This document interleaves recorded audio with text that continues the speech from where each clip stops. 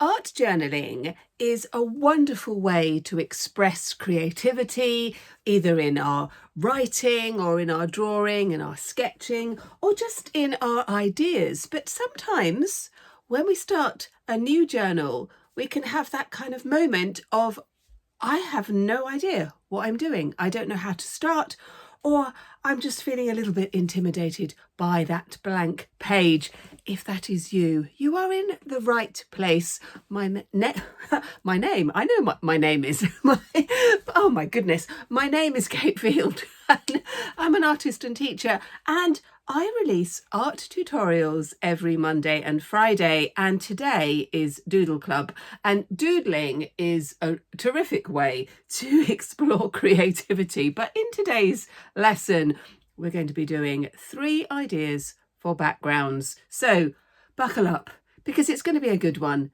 Let's go.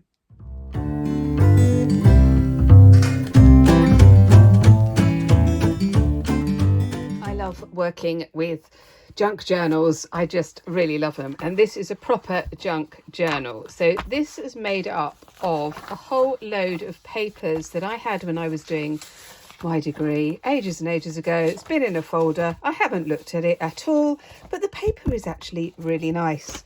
So I made this journal very simple.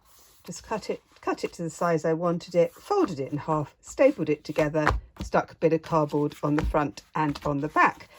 So straight away I have got something on the page, but it's not quite what I want. So you are here, I'm guessing, because you want to find the 3 ways I use to start my journals and to just give you some ideas that you can just run with and do your own thing. So we're going to start off with colour, and I'm going to be using watercolours, acrylic paint and collage. I'm going to start off using watercolours. These are the Rubens watercolour paints, but you can use whatever you want. Now we're going to start off by choosing one colour, and this could be the most difficult thing, can't it? Choosing which colour to use. I'm going to go for shades of blue, mainly because I really love blue, but also because there are a lot of blues. You could choose from so many. Now this paper is ordinary photocopier paper, but this bit's been stuck onto a bit of cardboard, so it will take the paint, but you can't put tons and tons of water on it because it will just kind of disintegrate a little bit. But you can still add quite a bit of colour, and this is all we're doing. Now if you've got a plain piece of paper in front of you, you can just do exactly the same thing. Now I am going to, I put a bit of green. I didn't mean to put green, that was wrong. That was because I wasn't concentrating. Oh dear. So all I'm doing is putting paint very, very quickly onto these 2 pages, not thinking about it too much. The only thing I am thinking about is the colour.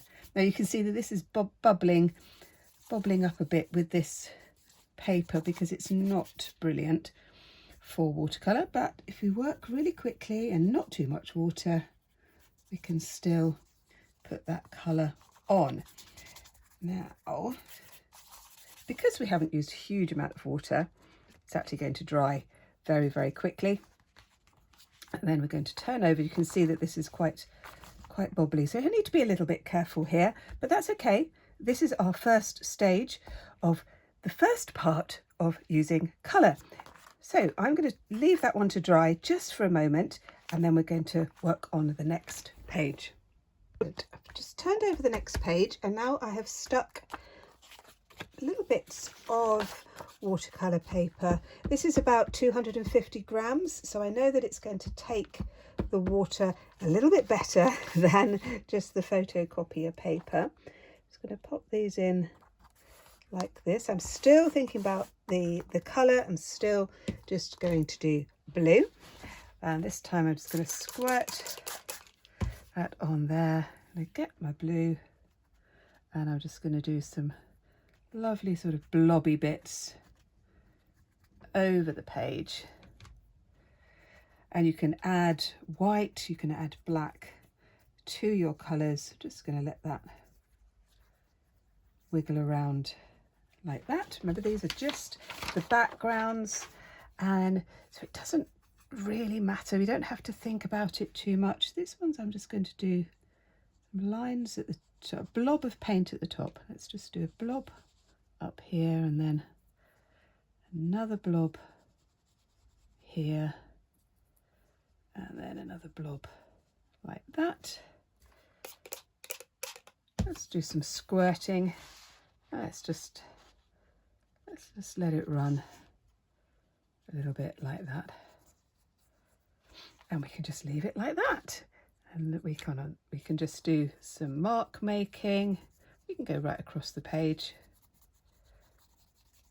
But what it does, it gives a starting point, because sometimes when we have a brand new book, it's like, oh my gosh, what am I going to do?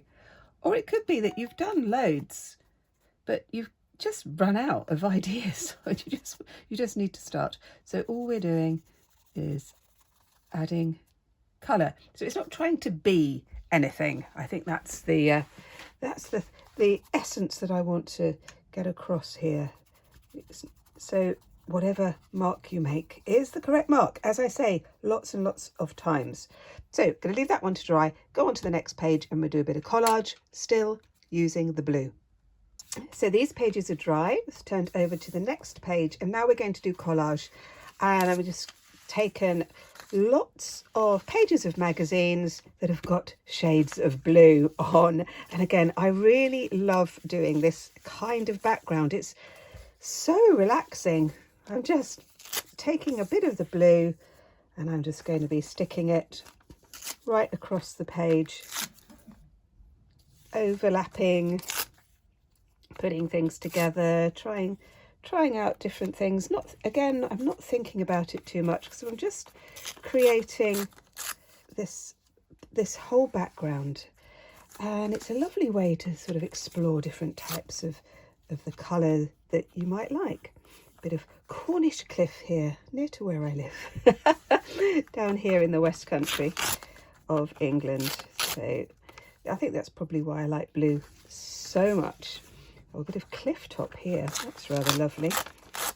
But any colour will work, and you can just start to put together. Again, I always do a double page. I think when we work on a double page, I think it's more effective.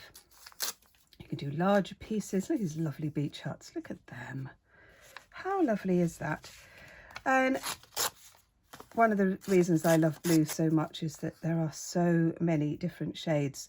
So I'm just going to use a glue stick. I'm going to stick all of these down, and that's my 3 colour pages done. Although I will do an acrylic paint one, because I did say I was going to do that, didn't I? So I will do acrylic paint, and then colour is done. So that's all done on the collage page, and now we're going to do acrylic paint.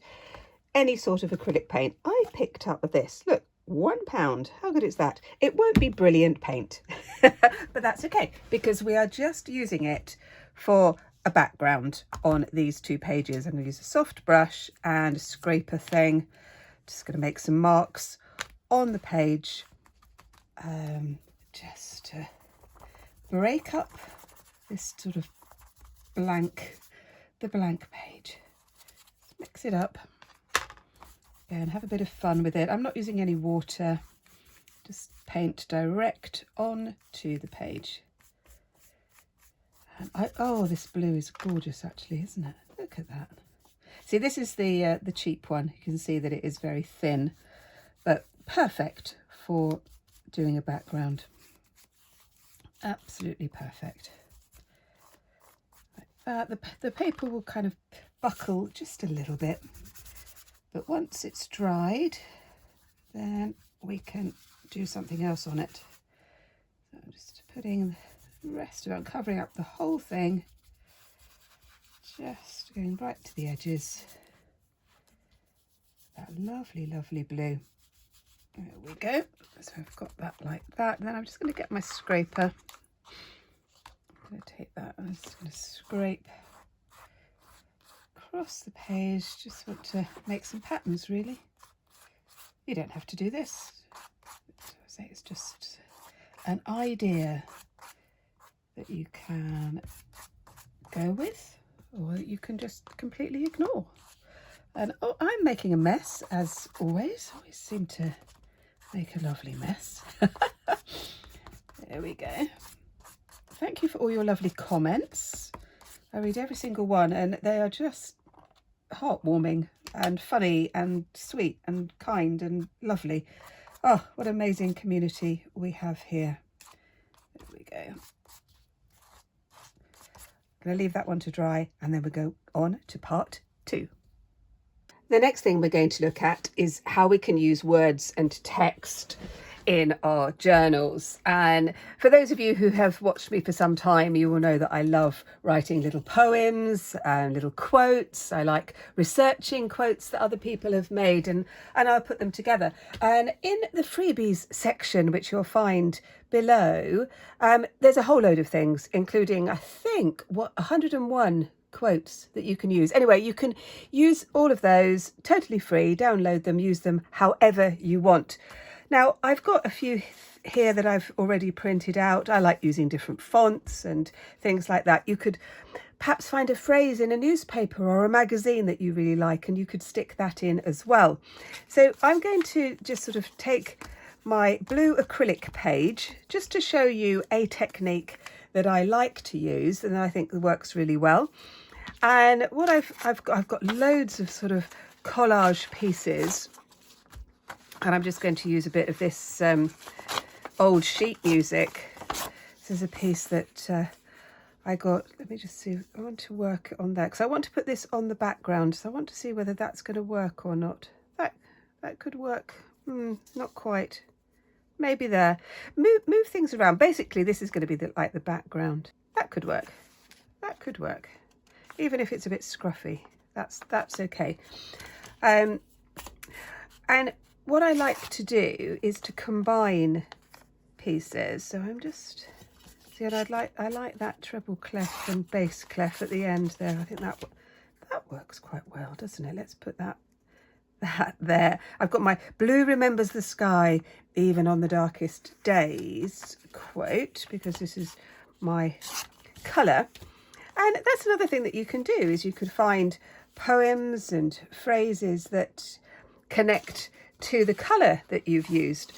And there are just so many ways that you can sort of build up your own sort of resources for your art journals, so that when you perhaps are a little bit short of time, but you know that you want to do something, you can find it. So that could be put there, but I'm going to have something underneath as well, perhaps some more text. And this time I'm just going to use the text of that the stuff that I had for my master's degree.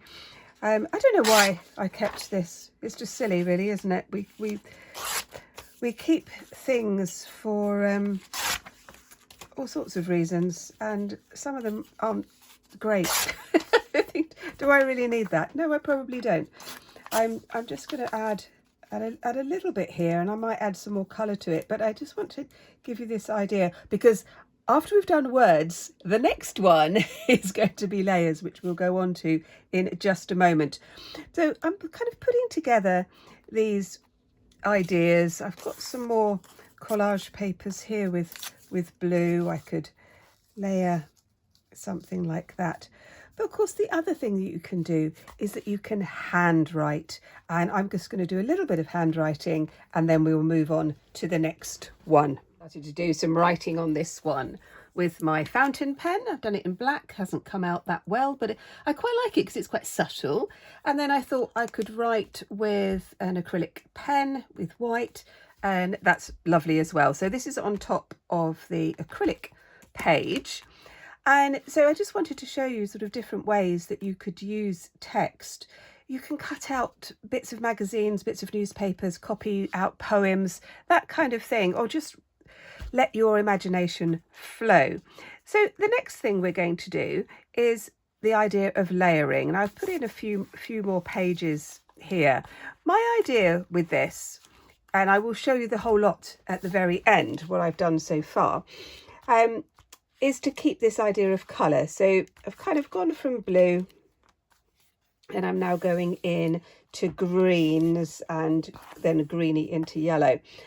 So the thing that I really love about art journaling is that you can use whatever you have lying around. So you can use bits of old newspaper, bits of sheet music, odd bits of paint that's left over where you've made collage pieces, and there's things that you haven't used up, pages from magazines.